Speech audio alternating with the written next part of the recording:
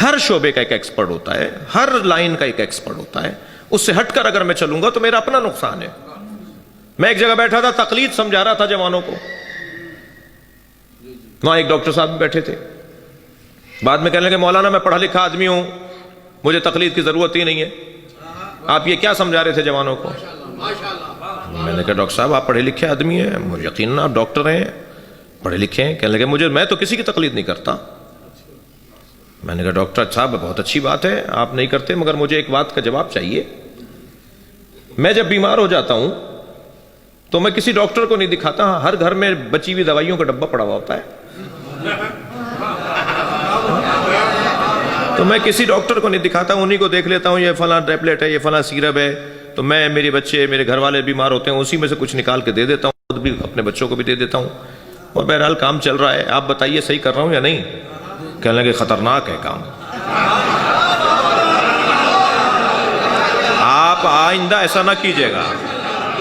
میں نے کہا ڈاکٹر صاحب میں سمجھ لیتا ہوں نا، یہ پینیڈال ہے، یہ کالپول ہے، یہ فلاں ہے، 4-6 دوائیوں کے نام تو سب کو پتا ہے نا، تو میں سمجھ لیتا ہوں. کہنے لگے بغیر میڈیکل پڑھے، بغیر میڈیسن کے پڑھے ہوئے آپ کیسے سمجھ لیتے ہیں؟ میں نے کہا جیسے بغیر دین پڑھے ہوئے آپ دین سمجھ لیتے ہیں.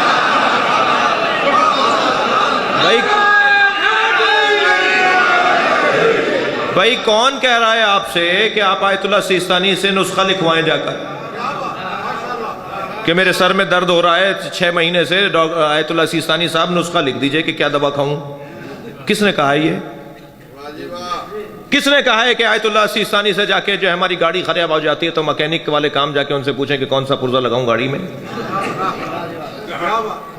ہر فیلڈ کا ایک ایکسپرٹ ہوتا ہے. یہ معقول بات ہے. یعنی اگر کوئی قرآن کی آیات بھی ہیں تقلید پر، نبی کی احادیث بھی ہیں تقلید پر، سب سے زیادہ مجتہدین کا سسٹم جس نے بنایا ہے وہ امام جعفر صادق ہے.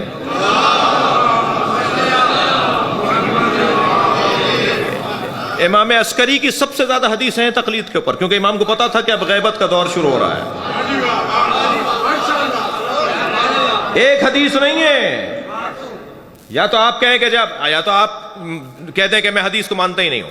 مانتے تو پھر اپنی پسند کی مانتے ہیں، اور یہ نہیں مانتے. آیت حضرت صلوات پڑھیں ذرا محمد و آل محمد.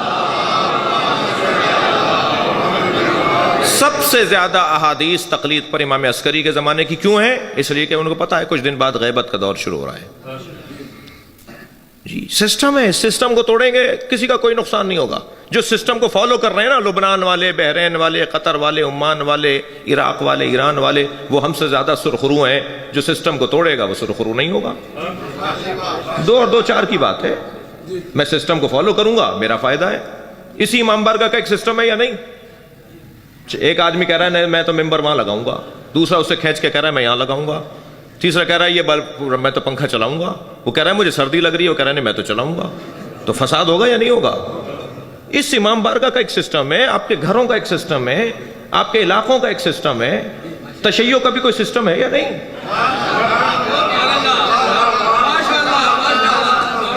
بھئی تشیع کا سسٹم ہی تو مرجعیت ہے. اور اگر کوئی کہتا ہے میں تو امام زمانہ کی تقلید کرتا ہوں، تو اسے جا کے کوئی بتائے امام کی تقلید نہیں ہوتی، اطاعت اور بیعت ہوتی ہے.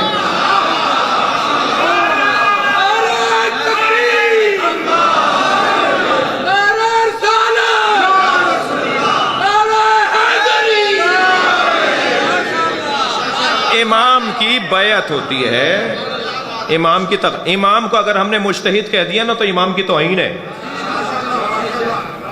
دقت چاہوں گا، ہم اپنے ائمہ کو مجتہد نہیں کہہ سکتے. مجتہد ہوتا وہ ہے جو کوششیں کرنے بعد، تحقیق کرنے کے بعد کسی نتیجے پر پہنچتا ہے. ہمارا امام کوششوں کے بعد نتیجے پہ نہیں پہنچتا، لوح محفوظ کو پڑھتا ہے. اللہ اکبر. ائمہ کو، اہل بیت کو مجتہد کہنا توہین ہے. اور تقلید مجتہد کی ہوتی ہے. جی وہ حجت ہیں، وہ لوح محفوظ پڑھنے والے لوگ ہیں.